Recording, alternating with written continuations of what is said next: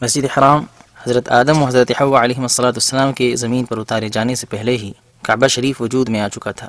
فرشتے اس کا طواف کرتے اور لبیک کی ندا سے اس خانہ خدا کو آباد کرتے تھے۔ پھر جب حضرت نوح علیہ السلام کے زمانے میں طوفان آیا تو اس میں یہ خانہ خدا بھی نہ بچ سکا اور اس کے آثار و نقوش بھی مٹ گئے، یہاں تک کہ اللہ تعالیٰ کی مشیت کے مطابق یہ مبارک گھر غیر معروف ہو گیا۔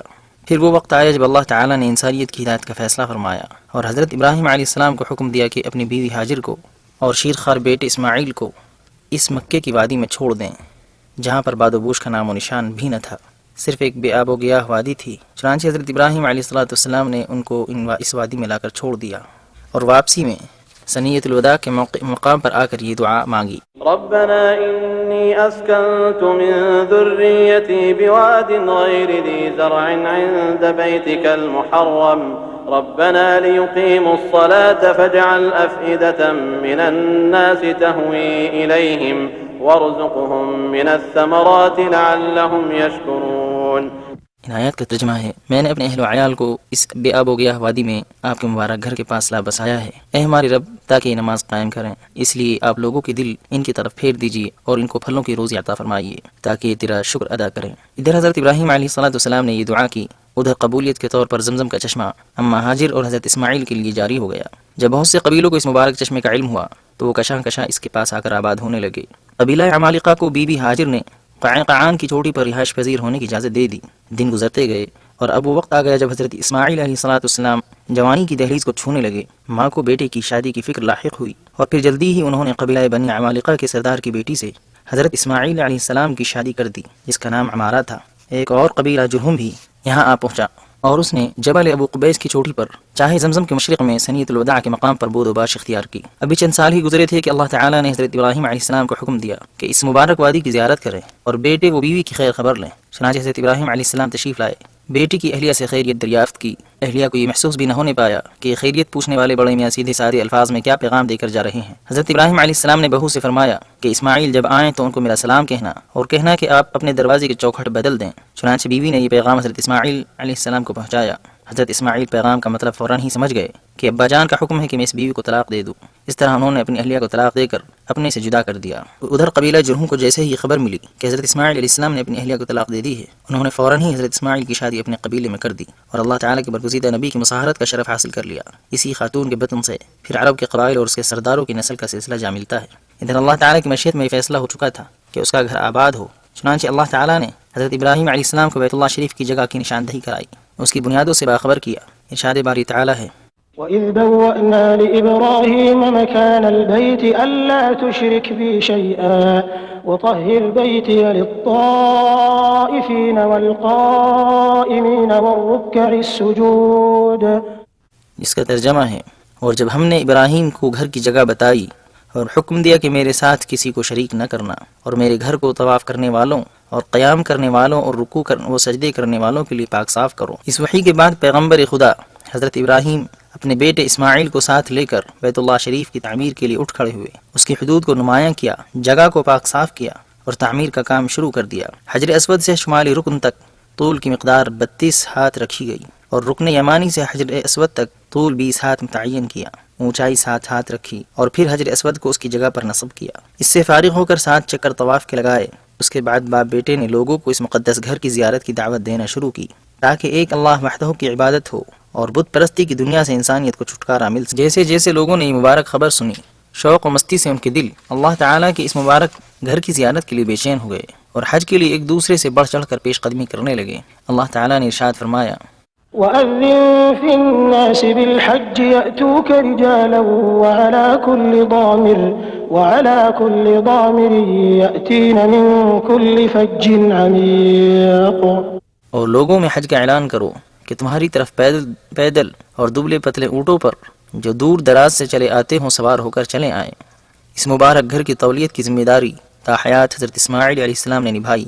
پھر ان کی وفات کے بعد اس کی تولیت کی ذمہ داری قبیلہ جرہم نے اپنے کاندھوں پر لی، یہاں تک کہ 3 صدی عیسوی میں جب یمن میں قوم سبا کی سد معارب کا سیلاب آیا تو یہ خانہ خدا تہس نہس ہو گیا۔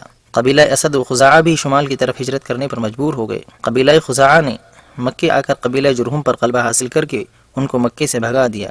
عمرو بن لحی نامی ایک شخص نے اللہ تعالیٰ کی دین حنیف کو بت پرستی سے بدل دیا، حاجیوں پر بتوں کے لیے قربانی فرض کی، طواف بیت اللہ کے ارد گرد تالی بجانے اور سیٹی بجانے کا نام رہ گیا تھا۔ ایک زمانے تک یہی حال چلتا رہا، یہاں تک کہ قصی بن کلاب بن مرہ طواف کے لیے آئے۔ یہ نبی اللہ حضرت اسماعیل کی نسل میں سے تھے۔ یہ 5ویں صدی عیسوی کی 5ویں دہائی کا واقعہ ہے۔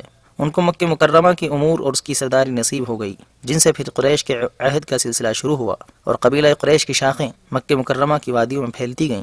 ان کے کچی اینٹوں و پتھروں سے بنے گھروں میں شعر و شاعری کا چرچا عام ہو گیا۔ کعبے کے آس پاس کی جگہوں کو قصی نے بیت اللہ کے لیے خاص کر دیا۔ یہ صحن کعبہ کے بقدر علاقہ تھا۔ دارالندوہ کی تعمیر کی، جس میں میٹنگ و مشورے کے لیے لوگ جمع ہوتے تھے۔ بیت اللہ کی متصل جگہ کو چھوڑ کر پھر عام اجازت تھی کہ لوگ رہائشی مکانات بنا سکتے ہیں۔ حجاج اکرام کو پانی پلانا بڑے عزت و شرف کا مقام تھا۔ اسی کے ساتھ یہ کام بڑا مشکل بھی، اس لیے کہ اس وقت مکے کی وادی میں پانی کی شدید قلت تھی۔ جرہم نے جب سے چاہے زمزم کو دفن کر دیا تھا، اس وقت سے اب تک اس کا انکشاف نہ ہو سکا تھا۔ ادھر حجاج اکرام کی تعداد میں اضافہ اور مکہ مکرمہ کی اقتصادی حالت کے فروغ کی وجہ سے پانی کی قلت ایک اہم مسئلہ بن گئی، اور قصی کے بعد ہر سردار مکہ کو پانی کی قلت کا مسئلہ پریشان کی رہتا تھا، یہاں تک کہ وہ وقت آیا جب عبد المطلب کے حصے میں سرداری آئی۔ چاہے زمزم کے متعلق معلومات و روایات معروف تھی ہی، اس لیے اب عبد المطلب نے اس کی تلاش شروع کی۔ اسی اثناء میں عبد المطلب نے خواب دیکھا کہ کوئی پکارنے والا ان کو چاہے زمزم کی نشاندہی کے لیے پکارتا ہے اور مکان معین کو کھودنے کے لیے کہتا ہے۔ چنانچہ عبد المطلب جیسے ہی بیدار ہوئے، اس جگہ کی کھدائی شروع کرا دی جس جگہ کو خواب میں دیکھا تھا۔ اب کیا تھا، کھدائی کرتے کرتے چشمہ زمزم پھوٹ پڑا۔ حجاج اکرام اور تجارتی قافلوں کی آمد بکثرت ہوئی، جس کی وجہ سے 10-12 سال میں مکہ مکرمہ تجارتی مرکز بن گیا۔ جنوب میں یمن و حبشے کے آنے جانے والے قافلے یہاں سے ہو کر گزرتے، اسی طرح شمال میں روم و فارس کے تجارتی قافلوں کی یہی گزرگاہ تھی۔ یہی نہیں بلکہ مشرق میں ہندوستان سے تجارتی روابط شروع ہوئے تو مغربی سمت میں مصر و افریقہ کے ملکوں سے تجارتی لین دین کے معاملات مستحکم ہو گئے۔ گویا یہ تمہید تھی اشرف الانبیاء خاتم الرسل سیدنا محمد رسول اللہ صلی اللہ علیہ وسلم کے استقبال کی۔ سرور دو عالم صلی اللہ علیہ وسلم عام الفیل 571 میلادی میں اس دنیا میں جلوہ افروز ہوئے۔ مکہ مکرمہ کی پربہار فضاؤں میں آپ صلی اللہ علیہ وسلم کی نشوونما ہوئی، لوگوں سے آپ شناسا ہوئے اور لوگ آپ صلی اللہ علیہ وسلم سے متعارف ہوئے۔ آپ صلی اللہ علیہ وسلم اپنی شرافت و نیک طبیعت کی وجہ سے لوگوں کے محبوب بن گئے، امانت دار کہلائے۔ آپ صلی اللہ علیہ وسلم نے حضرت خدیجہ رضی اللہ عنہا سے شادی فرمائی۔ ابھی چند سال ہی گزرے تھے کہ توحید و رسالت کی امانت سے آپ کو سرفراز کیا گیا اور غار حرا سے نور توحید اور ملت اسلامیہ کی روشن تاریخ کا آغاز ہوا۔ غار حرا میں سب سے پہلی وحی نازل ہوئی۔ بسم اللہ الرحمن الرحیم۔ اللہ تعالیٰ نے ارشاد فرمایا، اقرأ باسم ربك الذي خلق خلق الإنسان من علق اقرأ وربك الأكرم الذي علم بالقلم علم الإنسان ما لم يعلم۔ پڑھیے اپنے اس رب کے نام سے جس نے پیدا کیا انسان کو خون کے لوتھڑے سے۔ پڑھیے اور تمہارا رب بڑا کریم ہے جس نے قلم سے سکھایا انسان کو وہ سکھایا جو وہ نہیں جانتا تھا۔ وہ سب سے پہلی وحی تھی جو رسول اللہ صلی اللہ علیہ وسلم پر نازل ہوئی اور جس کی روشنی مکے کی وادی سے نکل کر چہاردانگ عالم میں پہنچی۔ یہ دعوت اسلام 13 سال تک مکہ مکرمہ ہی میں رہی، جہاں صاحب دعوت و فخر رسول صلی اللہ علیہ وسلم کو حقد و حسد، ایذا و تکلیف کا شدید سامنا کرنا پڑا۔ آپ صلی اللہ علیہ وسلم کے خلاف قتل کی سازشیں بنائی گئیں۔ اس پر ہی بس نہیں بلکہ آپ کے ساتھ آپ کے خاندان اور صحابہ اکرام کا 3 سالہ بائیکاٹ کیا۔ بالآخر حضور صلی اللہ علیہ وسلم کو ہجرت کی دعوت دے دی گئی۔ اب کیا تھا، کفار کو جیسے ہی اندازہ ہوا کہ اب محمد صلی اللہ علیہ وسلم مکہ چھوڑنے والے ہیں، سب کے سب مشرکین اکٹھا ہوئے اور سرور دو عالم صلی اللہ علیہ وسلم کے گھر کا محاصرہ کر لیا۔ ادھر یہ مکر و فریب کا جال بچھا رہے تھے، ادھر اللہ تعالیٰ نے ان کے فریب کاری کی ناکامی کا فیصلہ فرما لیا تھا۔ چنانچہ رسول اللہ صلی اللہ علیہ وسلم معجزانہ طور پر سورہ یاسین کی آیت وَجَعَلْنَا مِن بَيْنِ أَيْدِيهِمْ سَدًّا وَمِنْ خَلْفِهِمْ سَدًّا فَأَغْشَيْنَاهُمْ فَهُمْ لَا يُبْصِرُونَ، پڑھتے ہوئے ان کے اوپر پھونکتے ہوئے بحفاظت خداوندی ابو بکر رضی اللہ عنہ کو ساتھ لے کر مدینہ منورہ کے لیے روانہ ہوئے۔ مکہ مکرمہ سے مدینہ منورہ کا راستہ شمال کی طرف سے تھا، مگر احتیاطی طور پر آپ صلی اللہ علیہ وسلم نے مکے کی جنوبی سمت سے سفر شروع کیا۔ ثنیۃ الوداع کے مقام پر پہنچ کر آپ صلی اللہ علیہ وسلم نے اپنی جائے پیدائش اور محبوب شہر اور مبارک و مقدس خانہ خدا کو الوداع کہا۔ تقریباً 10 کلومیٹر کی مسافت طے کر کے جبل ثور کی غار میں بقصد آرام اور دشمن کی نظروں سے مختفی ہونے کے لیے قیام پذیر ہوئے۔ حضرت ابو بکر رضی اللہ تعالی عنہ کو رسول اللہ صلی اللہ علیہ وسلم کی زندگی کی شدید فکر لاحق رہتی تھی۔ آپ صلی اللہ علیہ وسلم حضرت ابو بکر رضی اللہ عنہ کو تسلی دیتے اور فرماتے، اے ابو بکر، تمہارا ان 2 کے بارے میں کیا خیال ہے جن کا تیسرا ساتھی اللہ تعالیٰ ہو۔ اللہ تعالیٰ نے سورہ توبہ میں ارشاد فرمایا، إلا تنصروه فقد نصره الله إذ أخرجه الذين كفروا ثاني اثنين إذ هما في الغار إذ يقول لصاحبه لا تحزن إن الله معنا۔ اس کا ترجمہ یہ ہے، اگر تم پیغمبر کی مدد نہ کرو گے تو خدا ان کا مددگار ہے، اور وہ وقت تم کو یاد ہوگا جب ان کو کافروں نے گھروں سے نکالا، اس وقت دو ہی شخص تھے جب وہ دونوں غار ثور میں۔ اس وقت پیغمبر اپنے رفیق و ساتھی کو تسلی دیتے تھے کہ غم نہ کرو، خدا ہمارے ساتھ ہے۔ آپ صلی اللہ علیہ وسلم مدینہ تشریف لے آئے، مگر آپ کا دل برابر بیت اللہ شریف کی زیارت کے لیے مشتاق رہا۔ چنانچہ 6 سال بعد سن 6 ہجری میں آپ صلی اللہ علیہ وسلم 500 صحابہ اکرام کے ہمراہ عمرے کی غرض سے مکے کے لیے روانہ ہوئے۔ ساتھ میں تلوار کے علاوہ کوئی اسلحہ نہیں لیا۔ قریش مکہ کو جیسے ہی آپ صلی اللہ علیہ وسلم کی مکے آمد کی اطلاع ملی، انہوں نے 200 شہ سواروں کو بھیجا تاکہ ان کو مکے داخل ہونے سے روک دیں۔ ادھر رسول اللہ صلی اللہ علیہ وسلم نے اپنے رفاقہ کو حکم دیا کہ وہ مکے کی مغربی جانب ثنیۃ المراد، جو حدیبیہ کا نشیب راستہ ہے، وہاں کا رخ کریں۔ اس طرح ان 200 شہ سواروں سے جنگ کی نوبت نہ آ سکی۔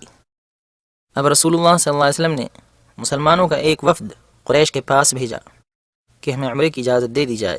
اس وفد کی واپسی میں تاخیر ہوئی اور یہ خبر پھیل گئی کہ مسلمانوں کے وفد کو قتل کر دیا گیا۔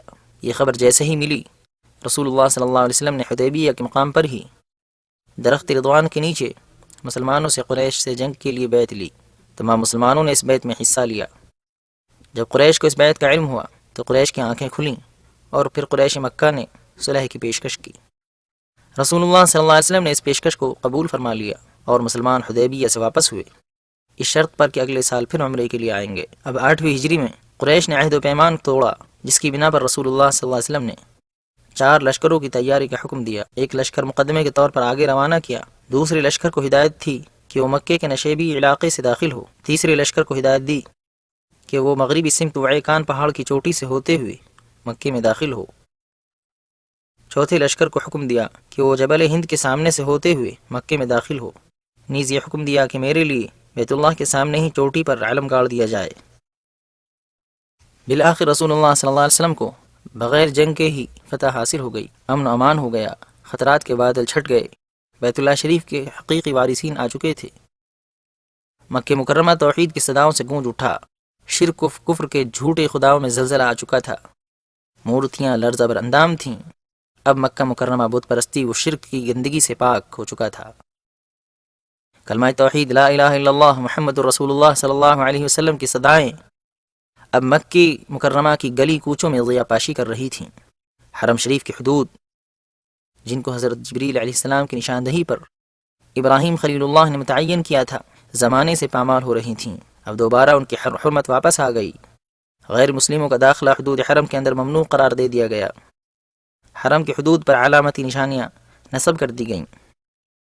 مکے کے شمال میں حرم کی حد تنعیم ہے، جس کا فاصلہ مکے سے 6 کلومیٹر ہے۔ شمال مشرق میں وادی نخلہ میں حدود حرم ہے، جو مکہ مکرمہ سے 14 کلومیٹر دور ہے۔ مکے کے جنوب میں ایک جگہ عضا ہے، یہاں پر حرم شریف کی حد ختم ہوتی ہے، اس کا فاصلہ مکے سے 12 کلومیٹر ہے۔ مغربی سمت میں حرم کی حد شمیسی کے مقام پر ہے، جہاں سے مکے کی مسافت 15 کلومیٹر ہے۔ مکہ مکرمہ کا ذکر قرآن پاک میں کئی ناموں سے آیا ہے۔ مکہ مکرمہ کے نام، مکے کے ناموں میں سے ایک نام البلد الحرام ہے، جیسا کہ سورہ نمل آیت نمبر 91 میں وارد ہوا ہے۔ اعوذ باللہ من الشیطان الرجیم، بسم اللہ الرحمن الرحیم۔ إنما أمرت أن أعبد رب هذه البلدة الذي حرمها وله كل شيء. أم القرى. وهذا كتاب أنزلناه مبارك مصدق الذي بين يديه ولتنذر أم القرى۔ دوسرا نام البلد الامین بھی مذکور ہے۔ والتين والزيتون وطور سينين وهذا البلد الأمين۔ معاد